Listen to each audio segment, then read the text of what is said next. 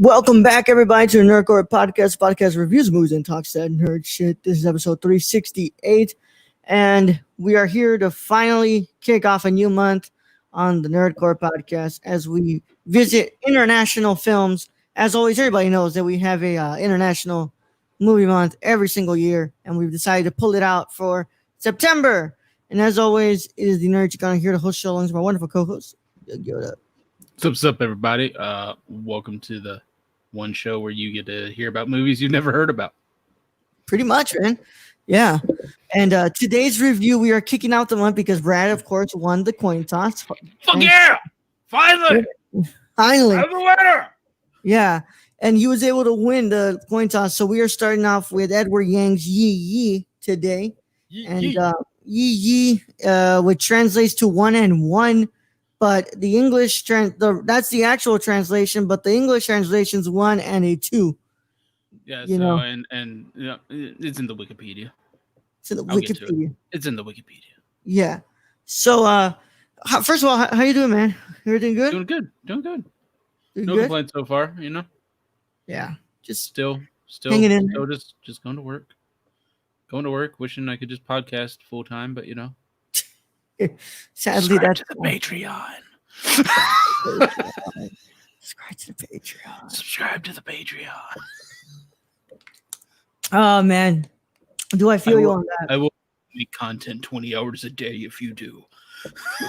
Well, speaking on the Patreon supporters get this episode a day. Well, not a day early, but hours early. Or anybody else, they get to watch this live as it's happening on YouTube. While we try to do this episode. And for people who don't know, you can go to the Patreon at patreon.com/nerdcore, patreon.com/nerdcore. Scrolling. Yep, and you guys can find us there, and you can sub to it, or you can pledge to whichever tier you want. Either way, all of them get you all the cool stuff we've been doing as of late. So $1 gets you the comic book club, it gets you the movie commentaries, it gets you episodes early, gets you them live. So, you get a lot of cool stuff even at $1 right now. So, it's pretty cool. You get everything. Yeah, that's all you got to do. And, Brad, so we're looking at international films this month. I'm going to be real honest. I pulled it out this month because I am at least at 13 out of 75 films that I need to watch. And I needed a little bit of a boost this week. This month. Yeah, think?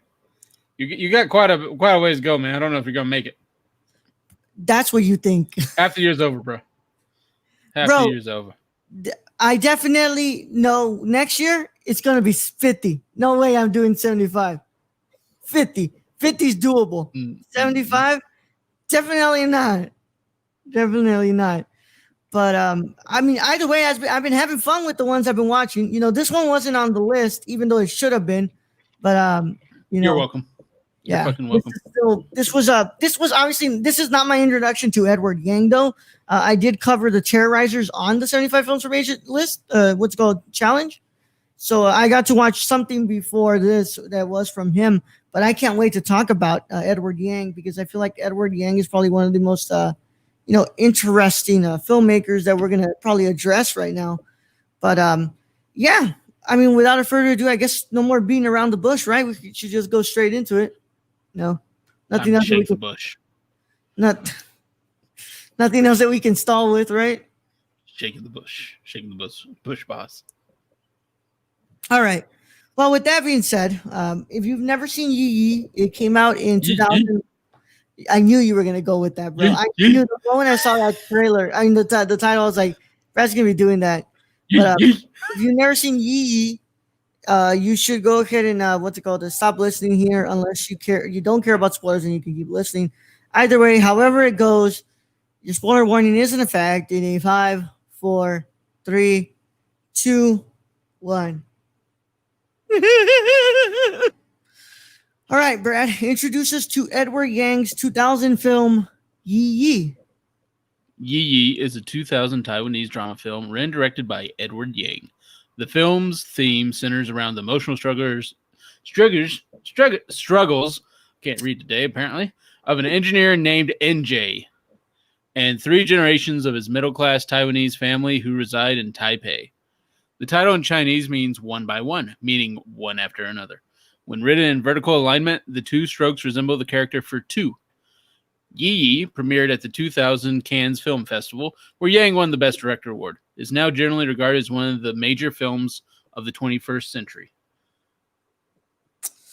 All right, man. So that's all I got. Yeah, that's all it's got, man. But hold on. I do want to bring some stuff up because Edward Yang is a really important figure in Taiwanese new wave cinema, and I did want to say that what does that even mean? Taiwanese new wave? Yeah, you gotta explain that to me. It was just like this new wave of Taiwanese directors that started to make movies after the Taiwanese cinema really started to pop off again. So of course, it happened because Taiwan started to incorporate more of a capitalist system.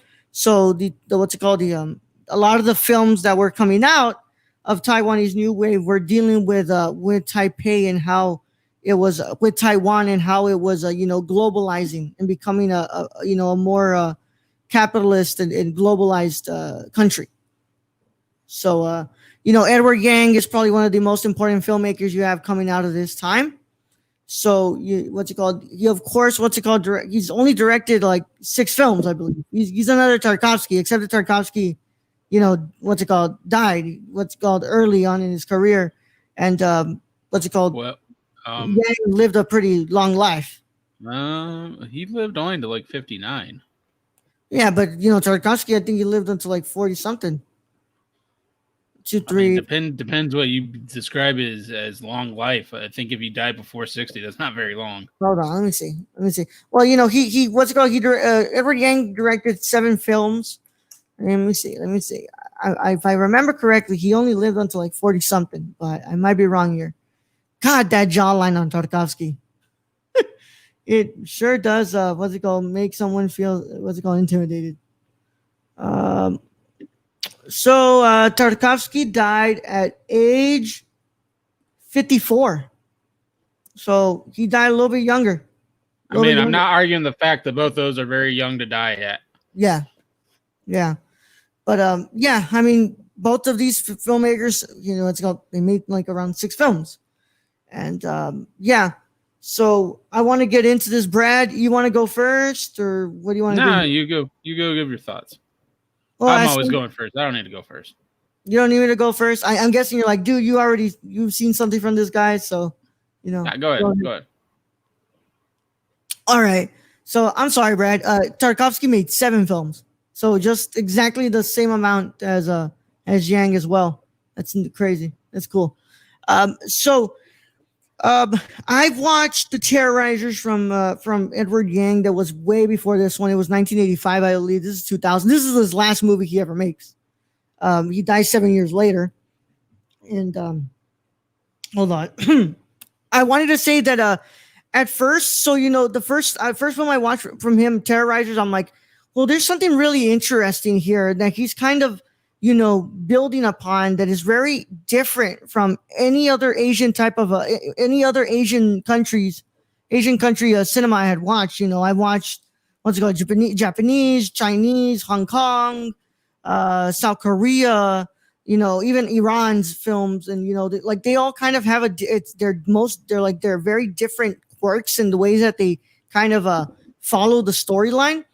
Taiwan has to be one of the most interesting countries that I've researched yet in this challenge I've been doing, because of the way that Edward Yang really approaches the story. He doesn't really want to focus on just one person.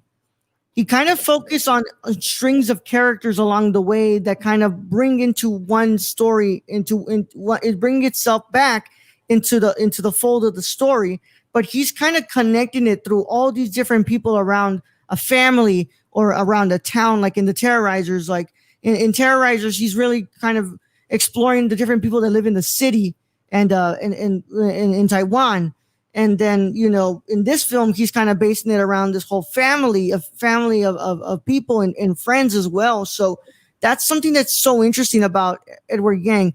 And with The Terrorizers, I felt like it was almost near perfect. I said, well, you have a filmmaker here who really understands what he wants to do, but it's just missing something there. It's missing something that I just couldn't put my eye on, my finger on, dude. Like it was missing something that spoke to me and said, "Hey, this is a masterclass in filmmaking."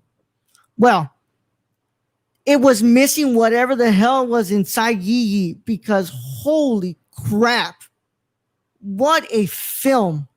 I mean this in every sense of the word, man. I mean, what's it called? It's usually, as of late, I've been kind of holding back on the tens. I'm like, what's it called? Tens to me don't mean that they're perfect. They mean like they exceeded all expectations that are possible for me to look into a film, and they really did speak on a higher level than I expected. Yi Yi does that on so many cylinders, and I will say I cried at that ending. I cried pretty damn hard with that ending, and I want to explore this movie a little bit more, but I'm gonna go ahead and let Brad give his initial thoughts. But I think that this film is a masterclass in storytelling. Wow, Raul was really excited about this film. Yeah. I gotta say the one thing that I really noticed from this is it reminds me so much of Lulu Wang's The Farewell. In so many forms and fashions. Just there's the wedding scene, the overall look, the way this is framed with the rooms and doorways. I really feel like Lulu Wang has seen this movie before. Yeah, she's had to, because I really feel like she's got a lot of concepts from this. Yeah, and which doesn't take anything away from The Farewell. God, I think The Farewell is still perfect, but this is like one of those. This is. If this is what Lulu Wang learned from, then this is the OG. This is like the original foundational kind of movie for her. And with that, I gotta say this movie is amazing. I mean, 2 hours and 53 minutes. That's a long time for me to sit down and actually watch a movie. I don't even know why exactly I chose this movie. It just was one of those in the Criterion Channel that I really. I don't know. I got really focused on it. I was like, this seems like something I would like to see what this film is. And I'm really glad I took the chance on it, because it's a great film. It's very creative done. The cinematography, I mean, just some of the shots he does, like when he does shots and he's getting the reflection off the windows with the cityscape in the background. I'm like, those are beautiful shots. And my mind is like, my technical mind who works with cameras, I was like, how are you doing this? Because what's it called? I've tried those before and my body comes out in the back. I'm like, how are you doing this? I don't know, but I mean, overall, I gotta say this film, other than I had here and there a few pacing ideas that might have been an issue, but really there weren't any. Because it's just the way the movie is. This isn't a quick paced. It's kind of like The Farewell. It's a very methodical kind of movie where it takes you and it brings you in and tells you an overall story with all these people. This might be the one thing I got to say for just the regular viewing audience, not people who, go to school to learn how to make movies, or those who just watch movies for reviews, like a lot of movies, and get a lot of different. There's a lot of characters in this. There is a lot to follow in this. There is a lot of names to keep in mind and to see who's doing what. So I would say for the average viewing public, this might be a hard watch in that. Yeah. But overall, I really think this is a very well-made movie.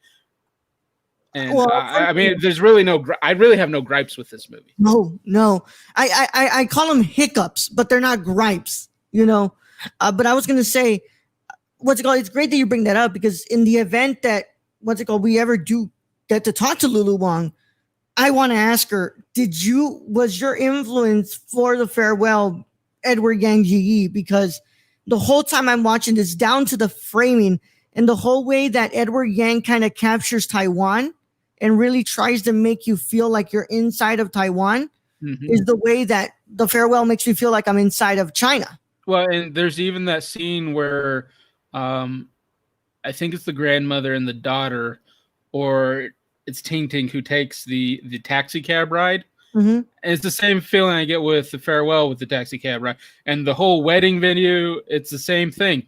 and dude's getting drunk. I mean, Yeah. if Lulu Nobody fights in Wong, the farewell, but yeah, that's true. If Lulu Wong wasn't influenced by this film, I'd be very surprised. yeah, yeah. I mean, I guess it's just a question that we would have to ask her one day if she ever comes on, or what's it called? If one of us manages to tweet at her and she sees it. But it's got to be it's something that just fascinated me throughout this film. Um, I'm right there with you. So of course, people are usually really into like the films with the coloring that is so abstract, right? And that like is really appealing to the eye. And this one's very dull. But this like it's muted. It's muted colors. But except for a few scenes. Mm-hmm. Like the wedding has the big pink wall. Yeah. That's really the only color you get out of this. Except there is noticeable, like Lily's, like Lily is in her school uniform for at least 90% of this film. Yeah. And it's really only special occasions where you see her in like a white dress or something else. So I mean the way Yang really moves forward with this and uses the colors and just the overall way of taking all these different kind of abstract ideas and putting them in here to create a story, it's very well done. And I gotta say, Yang, that kid was incredible to watch. He was very short. I thought for like an 8-year-old, like he seemed kind of short for an 8-year-old, and Brenda watched most of this with me too. And I turned to her, I'm like, when he had his like his cup and his hat and his backpack, I'm like, dude looks like an American tourist, like straight up. Yeah. So I was gonna say, so with the coloring, just it feels very natural, and I think that's kind of Yang wanting to introduce Taiwan, kind of build up Taiwan and make it feel like you're actually here. Like they're muted colors, but I could feel that smog, and this country that has changed already, and it's globalized, and it's the New York bagels. I kept seeing that. I'm like, why is there a New York? And the what's called the McDonald's, and I laughed at that scene where he's refusing to eat the wedding food, and the next scene and that brings me. This is edited, like there's no flaw in the editing. This is edited like perfectly. Yeah, and so what's it called? When you go to like Yang was my favorite character. I mean, the way that Edward Yang just captures innocence and childhood, and this child who's so curious about everything. And my heart absolutely broke when when the teacher grabs all the pictures he took, and he's like, "What is this avant-garde art? Like, look at this, everybody! Like, we have the next genius of our times, right?" And then because I could just for once this kid had something that was kind of bringing them out from was pulling them out of this reality that he was living in, where his grandmother's dying and his father is very distant with him, and he kind of coincided with photography as his escape, and this asshole of a teacher is just berating him and making him feel like so inferior because Yang is just a really smart kid. Like when he's talking with his dad in the car and he brings out those abstract ideas of how you only see the half truth because you can't see behind you, and that's why he's taking pictures of the back of them so they can see their full truth. And I'm just like the concepts in this movie, they're way up there, and it's just beautiful to get it from an 8-year-old. Like there's something about that. And then, of course, that whole, and God, I just want to read this, bro, because it's probably one of the most beautiful monologues a child has ever delivered in a film. I mean, was it his grandmother, about his grandmother when he's talking? Yeah, the ending, dude. Yeah. The ending. It's probably one of the most beautiful monologues I've ever seen a child. This has to be one of my favorite child performances ever, dude. I mean, the scene where he jumps into the swimming pool and then it just cuts away. I'm like, Yang just drowned. You motherfuckers. And then he comes, and then you see him again, and he's like smiling. Yeah, there's like, is it raining that hard? Yeah. So this is the monologue. He goes, "I'm sorry, Grandma.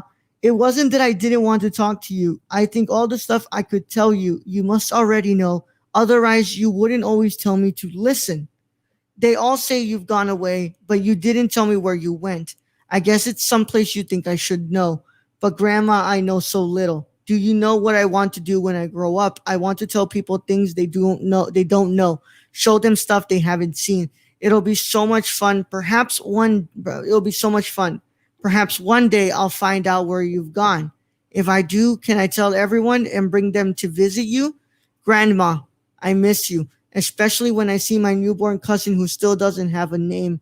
He reminds me that you always said you felt old.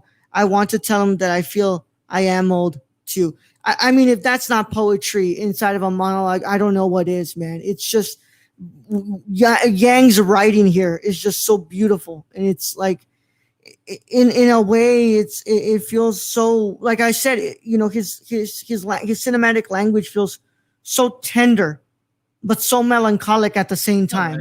And that's not just the only scene. The one scene where he's sitting there with his wife, who's just returned up from up on the mountain, and he's going, if I had to do it a second time, I don't think anything would have changed. And that to me, that just like he was able. And he's a truly good dude.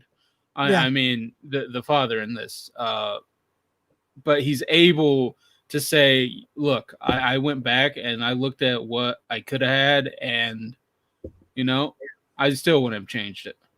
Yep. And then I can't remember her name. The what's it called? The daughter in the love triangle. There was Lily. There was Ting Ting. I think it was Ting Ting. Every single time she's supposedly, she's trying to talk to her grandmother, and basically pleading her to wake up, and just her feeling like, what's it called, like somebody is just, that she's gonna take part of her with her, and just all of those just brilliantly performed by the actress. I mean, it's just, there's nobody in here who's not giving a great performance, man. Even what's it called, the girl who comes, the ex-lover of the father, she's doing a great performance too. Sherry, it's crazy, dude. How good. Oh, and then the whole the grandmother dream scene where she wakes up with the origami in her hand. Mm-hmm. This movie just is wild. Yeah. Oh, and then I got to bring this up because I thought it was like well thought out because they are a video game company. It was the whole news reporting on the murder, and then you just get a fight scene. Yeah. I think it's smart to kind of end on that. And also Mr. Ota was, what's it called, a great character too, and just what he presents for the father, and just here you have this man who is obviously he's really interested in his business, and he really does want his business to flourish, but it's not the only thing that matters to him. Like being generally good to people, and that's what he gets. That's why he wants to go with Ota, and when they go with the fake. The Atto, which is kind of funny in a way, but with Atto, and it bites him in the ass, and he's just like, I mean, if you just go just for the dollar bill and you don't actually try to grow it, by being just genuinely good to whoever you work with and whoever you work for, then this is what's going to happen. You're gonna drown your company. Yeah. And I mean, that's once again another kind of what's it called, the commentary, because then you have his brother, the father's brother, who is completely obsessed with the money. The first thing he tells his mom when he goes to speak to her is how, hey, I'm rich, I don't have to borrow money anymore. And he has rich friends, when he's not, and he's like super sad and depressed about him having a wife. He tried to kill himself. Yeah, like that was a rough scene right there. Oh, that scene, I'm telling you, nobody in here does a bad job in the performances. Like, everybody is bringing it. And I mean, it's quite surprising that this is his last movie, because it doesn't feel like the last movie that Yang makes. But that scene was just so tough to watch, how she's just breaking down next to him, and he's just there, naked and just. Well, and then he's not even showing everything. He's showing only like the one room, and you can hear her breaking down the door, and you're going, oh God, this dude, because he just left his shirt on the floor, and like you just hear the water running, and you're like, is it really raining hard when you first start this thing? And you're like, it's not raining hard. He left the water running, and she's just bursting down the door. And the next scene, he's laying on the ground. You don't know if he's dead, and she's just talking to him like, why would you do that? Why wouldn't you open the window? and it is just such a beautifully well crafted scene that builds the tension, and then you get a reprieve. You don't get a guy who just committed suicide on the floor, but did he learn anything from it? Hard to tell. No.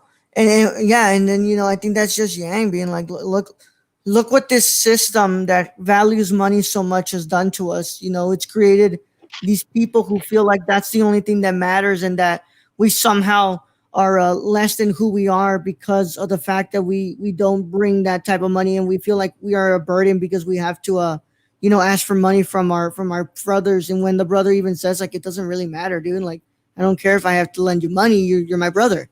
Mm-hmm. Yeah.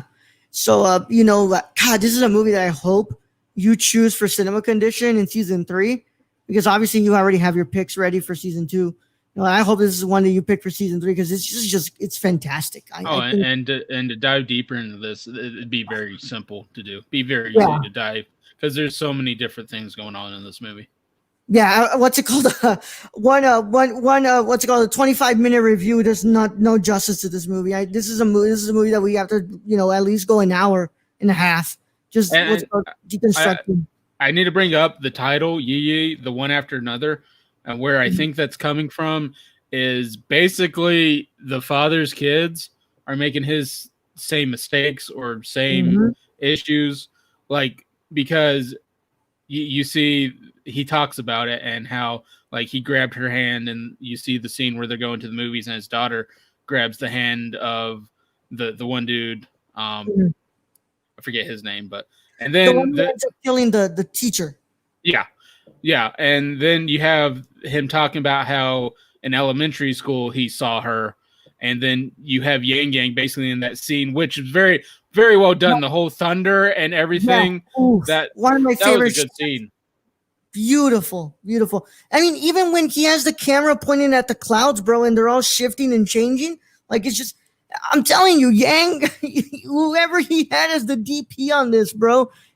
My favorite shot is one that was sadly not up in the screenshots on IMDb. It was when one of the ladies is talking on the phone, and you have half of her right there, and then on the right is just all these cars coming down the highway, and it's all coming down, and the colors are so muted. It's probably my favorite shot during this whole film. I really liked just the shots outside their windows in a way. Just that one street. The where he kisses her, and you have the 2 cars stop, and you just have the lights shine up. I mean, it's just terrific. Some of these shots in here, I'm with you. I don't know how he does it. No, but I don't know. Edward Yang is one of those names that everybody needs to remember and to go watch, like his whole filmography. Yeah, I mean, expect a month coming for him next year, possibly. Once we're done with all the stuff we have to do this year, I mean, just expect for there to be an Edward Yang next month, because he's only done 7 films, and this is the first one that we do on this. Of course, I've done Terrorizers before, but I'll rewatch Terrorizers to do it. But it's crazy. I mean, we still have more films for him, like A Brighter Summer Day, Taipei Story. And in a crap ton of other ones that I think they're all generally around 3 hours, which is why I probably never got into them until now. Because I see, like, around the 3 hour mark, I'm like, I don't know. Well, I saw that you were watching the whole segment with Scorsese kind of talking on him. And that's really what brought me. Like, I'm like, all right, Scorsese, tell me why I need to watch this. Scorsese's like, I'm like, all right, I need to watch this. Yeah. Well, Brad, let's go get a move into scoring. I mean, I can't believe it. I'm starting off with a 10 during this month. I mean, I'm going straight at it. This deserves nothing less than a 10 out of 10. I think this is incredible. I think this is I truly believe this is unlike anything I've ever watched before. I got other than a few pacing issues here and there, but everything else kind of just overcomes that. Yeah. Just such a beautifully made movie with just the shots. This is a masterclass in how you need to shoot a movie. Yeah. I mean, I'm a Kurosawa fan, but now I'm an Edward Yang fan too. So hell yeah. 10 out of 10. I mean, I was thinking like 9.5, and then I'm like, don't be a dick. Like, it's a 10. Yeah, you're like me. It's like 9.95 out of 10. Just give it the 10. Just give it a fucking 10, you asshole. Oh man, yeah, dude. It's God, you really do hear those names from across all these different countries in Asia. You hear Wong Kar-wai, Akira Kurosawa, Yasujiro Ozu, Takahata, but it's crazy that we never really explored Edward Yang and this. I feel like it definitely has something to do with the kind of American bubble where only a few names get in and out, like Tarkovsky. Like, due to the Cold War, that's why we never got anything from Tarkovsky. Of course. And I'm sure, I know Taipei's not China. I know that. Yeah. But I'm sure our relationship in that whole area over there probably didn't help. Yep. No, of course it didn't help. But I'm glad that, Janus Films and the Criterion Channel have kind of allowed us to explore these films. I mean, most importantly, thank you to Martin Scorsese, because he put Taipei story in his what's it called, in his World Cinema Project. And, and that's really what I was going through. And he brought up Edward Yang, and Yi was one of those where I'm going, this looks interesting. I'll have to add this to the list. And I'm glad I did. I mean, this is one of those, I swear, it's just, sometimes I just stumble into films that are just terrific. Yeah. And this is one of them. Well, definitely mark us down as Edward Yang fans. And I can't wait to explore more of him. Taipei Story is 1 hour and 59 minutes long. So that might be, it's at least an hour shorter. Yeah, so that might, yeah, dude. Well, it ain't no Irishman, right? It wasn't 3 hours and 30 minutes, but I mean, ain't no Samurai 7. Seven Samurai, right?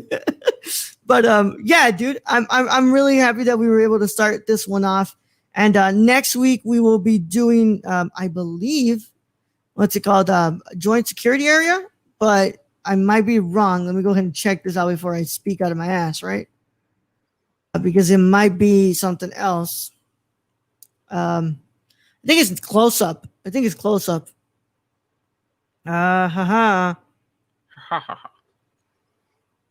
Yeah, Close Up. So next week we do Abbas Kiarostami's Close Up, which is also on the Criterion Channel. If you guys are, I think most of these are, Taste of Cherries on the Criterion Channel, Yee's on the Criterion Channel, Close Ups on the Criterion Channel, Joint Security Area, not on the Criterion Channel, but Dororo, I don't know where you are. I don't know where you are. What's it? I'm still waiting for Luis to see if he got it for us. But I'm starting to think he did. But yeah, I mean, Dororo, where are you? Dororo, where are you? Dororo, your boat the fuck out of here. Dororo, where are you? Oh Lord, a brighter summer day is 3 hours and 57 minutes long. Was that one of your choices? That sounds like one of your choices. No, A Brighter Summer Day is one of Yang's films. One of Yang's films. All right, Edward Yang. Yeah. We're gonna need like 2 months for that. You just pick everything but A Brighter Summer Day. I mean, this one was long. This one was almost 3 hours. So, this is one of the longer ones because generally we try to keep it under 2 hours if we can. We do The Irishman, bro. This was no late watch. This was like I gotta make a time for this. Yeah. I feel like what's it called? We would have to do Brighter Summer Day on like a day that Brad's like, okay, dude, I got a week off work. Yeah, I need a vacation. Like, I'll go watch this. Sure. Yeah, like me, it's like, okay, cool. I'm gonna wake up at 8 o'clock, and I'm gonna just knock it out as much as I can.